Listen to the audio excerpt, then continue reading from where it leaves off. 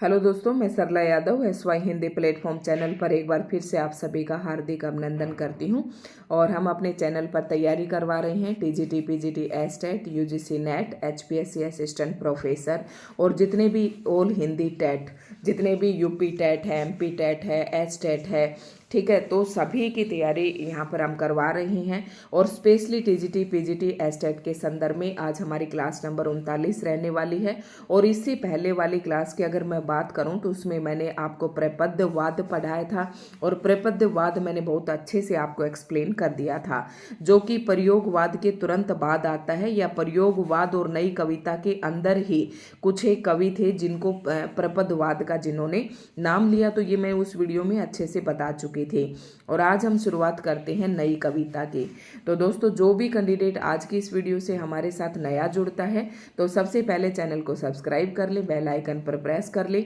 उसके बाद फिर अगर आप चैनल पर जाएंगे तो चैनल पर आपको TGT PGT एस्टेट 2024 के नाम से आपको एक प्लेलिस्ट मिल जाएगी और उसमें जो अभी तक हमने आदिकाल, भक्ति काल, रीति काल और आधुनिक काल की जितनी वीडियो डाली हैं वो सभी वीडियोज आपको एक ही जगह पर मिल जाएंगी। साथ ही SY हिंदी प्लेटफॉर्म के नाम से मेरा टेलीग्राम चैनल है, आप उसे भी ज्वाइन कर लें, क्योंकि पर डे जो वीडियो मैं यूट्यूब पर अपलोड करती हूँ वो सारी वीडियोस मैं टेलीग्राम चैनल पर भी डालती हूँ। अब नई कविता पढ़ते हैं। जैसे कि मैंने एक बात बताई थी आपको कि प्रयोगवाद की जो समय सीमा है वो 1943 से शुरू होती है। पहला सप्तक 1943 में प्रकाशित होता है। जो हमने प्रपद्यवाद पढ़ा वो 1956 में पढ़ा। अब आता है नई कविता और प्रयोगवाद को हम अलग नहीं कर सकते। क्यों नहीं कर सकते? क्योंकि इससे पीछे की जो वीडियो है एक दो, उसमें मैंने सारी बातें बहुत ही खोल खोल कर आपको बताई कि कुछ प्रवृत्तियां उस काल की ऐसी हैं जो सेम प्रवृत्तियां नई कविता की भी रही हैं और वही प्रवृत्तियां प्रयोगवाद की भी रही हैं। तो दोनों को अलग करना बहुत ही मुश्किल है। जो प्रयोगवाद के कवि थे उन्हें ही नाम दिया जाता है नई कविता के कवि। प्रयोगवाद के प्रवर्तक भी कौन थे? अज्ञे। और नई कविता नाम भी किसने दिया? अज्ञे ने दिया। तो पहला सप्तक 1943 में प्रकाशित हुआ, दूसरा सप्तक 1951 में, और बात कर रहे हैं हम 1954 की, जहाँ से नई कविता की शुरुआत होती है। अब शुरुआत करती हूँ आज के इस वीडियो लेक्चर की। तो कुछ इंपॉर्टेंट पॉइंट्स को, जो महत्वपूर्ण प्रश्न आपको सीधे तौर पर रखे मिलेंगे, उन्हीं को पढ़ते हुए हम शुरुआत करेंगे एक एक कवि की। और इस नवी कविता के अंदर वो सभी कवि आ जाएंगे जो आपने 4 सप्तक पढ़े हैं। उन सभी सप्तक में, एक सप्तक में 7 कवि हैं, तो इस प्रकार से 28 कवि बनते हैं। और 28 के 28 कवियों की जो रचनाएं हैं वो अब हम इस नवी कविता के अंदर पढ़ेंगे। नई कविता नाम अज्ञे का दिया हुआ है, ध्यान से पढ़ना। जैसे प्रयोगवाद का नाम भी हमने पढ़ा था, अब आपको नई कविता का नाम पढ़ना है। नई कविता नाम अज्ञे का दिया हुआ है। अपनी एक रेडियो वार्ता में उन्होंने इस पद का सर्वप्रथम प्रयोग किया था, जो बाद में नए पत्ते के जनवरी-फरवरी 1953 अंक में नई कविता शीर्षक से प्रकाशित हुआ। अब ध्यान से सुनना, नए पत्ते क्या थे? एक पत्रिका थी। नए पत्ते क्या थे? एक पत्रिका के जनवरी-फरवरी 1953, या नई पत्रिका, नए पत्ते पत्रिका का प्रकाशित हुई थी 1953 अंक में। जनवरी-फरवरी में जो अंक प्रकाशित हुआ था 1953 अंक में नई कविता शीर्षक से प्रकाशित हुई, ठीक है। और सबसे पहले ये प्रकाशित हुई 1953 में। नई कविता का आरंभ सन 1954 में जगदीश गुप्त द्वारा संपादित नई कविता पत्रिका के प्रकाशन से माना जाता है। अब सबसे पहले इसकी शुरुआत आप देखेंगे कि नई कविता का आरंभ कहाँ से माना जाता है। तो नई कविता का आरंभ 1954 से माना जाता है और ये मोस्ट इम्पोर्टेंट है। देखो, दोनों में अंतर समझना है आपको कि नई कविता का आरंभ तो 1954 में जगदीश गुप्त के द्वारा संपादित नई कविता, ये भी एक पत्रिका का नाम है। नई कविता एक पत्रिका का नाम है। इस पत्रिका के प्रकाशन से ही किसकी शुरुआत मानी जाती है? नई कविता का आरंभ माना जाता है। अब आपसे पूछे कि नई कविता नाम किसने दिया, तो आपको बताना है अज्ञे ने दिया। उसके बाद अगला प्रश्न आता है, बच्चन सिंह नई कविता का आरंभ सन 1951 से मानते हैं।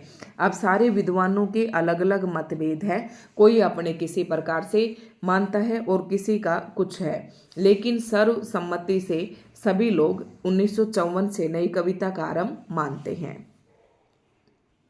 बच्चन सिंह नई कविता का आरंभ 1951 से मानते हैं। इनके अनुसार नई कविता प्रयोगवादी कविता का परिष्कृत रूप है। परिष्कृत होता है मंझा हुआ रूप, ठीक है, अच्छी तरीके से साफ सुथरा और निखरा हुआ रूप, परिमार्जित रूप को ही हमने क्या कहा, नई कविता कहा। यानी कि प्रयोगवाद के अंदर जो कुछ धुंधलापन था उसको बिल्कुल अच्छे तरीके से परिष्कृत किया गया, एक शुद्ध रूप दिया गया, एक मंझा हुआ रूप दिया गया नई कविता के अंदर, ठीक है, और उसको फिर नाम भी दे दिया गया नई कविता का।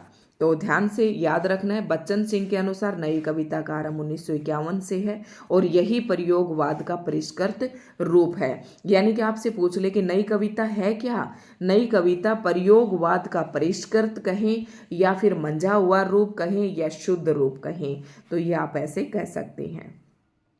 मुक्तिबोध ने लिखा है, नई कविता वैविध्य में जीवन के प्रति आत्मचेतस व्यक्ति की प्रतिक्रिया है। नई कविता वैविध्य में जीवन की, वैविध्य का मतलब विविधता, जीवन की विविधता के प्रति आत्मचेतस व्यक्ति, यानी कि एक ऐसा व्यक्ति जो अपनी आत्मा से सचेत हो गया है जीवन की विविधताओं के साथ, तो उसकी एक प्रतिक्रिया है। नई कविता का स्वर एक नहीं विविध है। ध्यान से देखना, नई कविता का स्वर एक नहीं है, विविध है। अब बात सुनना, 1954 के आसपास की बात हो रही है। 1947 में हमारा देश आज़ाद हो चुका था।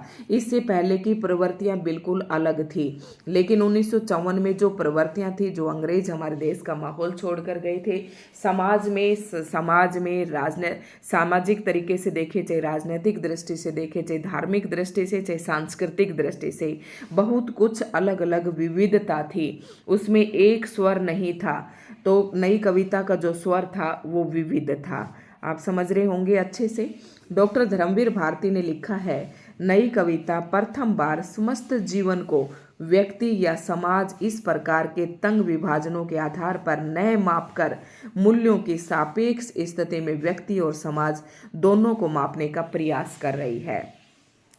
मतलब धर्मवीर भारती ने क्या विचार रखा अपना नई कविता के बारे में, कि नई कविता पहली बार समस्त जीवन को, इसमें व्यक्ति विशेष को नहीं कहा, समस्त जीवन को, मतलब समस्त जीवन को व्यक्ति या समाज इस प्रकार के तंग विभाजनों के आधार पर नहीं मापा इसने, बल्कि मूल्यों की सापेक्ष स्थिति में व्यक्ति और समाज दोनों को मापने का प्रयास किया है।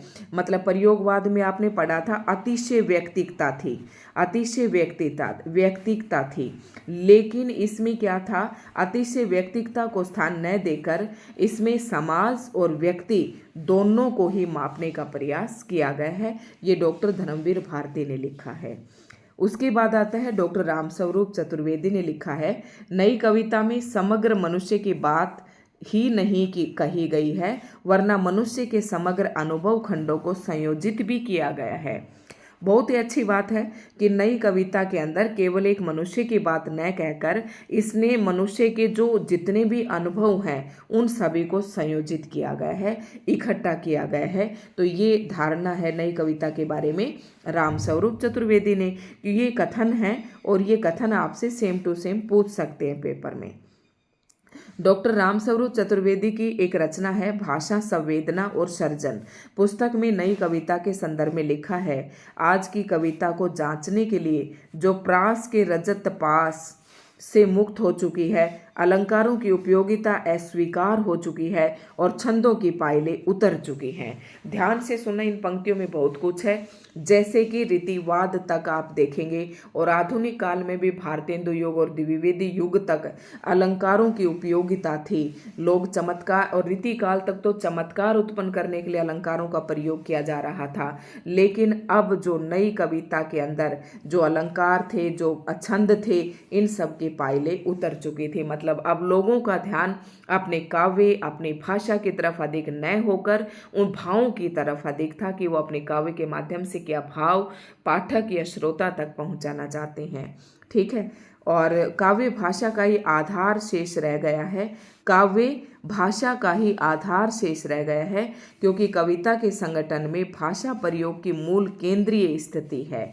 कविता उत्कृष्ट शब्दों का उत्कृष्ट क्रम है, इम्पोर्टेंट है। कविता उत्कृष्ट शब्दों का उत्कृष्ट क्रम है। ये बात किसने कही? राम स्वरूप चतुर्वेदी जी ने। और इनकी एक पुस्तक है भाषा, संवेदना और सृजन।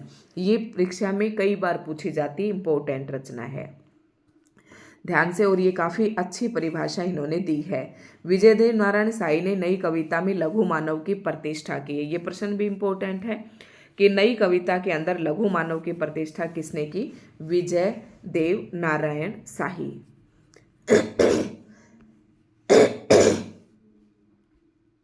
नई कविता में प्रमुख तत्व कौन कौन से हैं? एक तो अनुभूति की प्रामाणिकता और बुद्धि मूलक यथार्थवादी दृष्टि।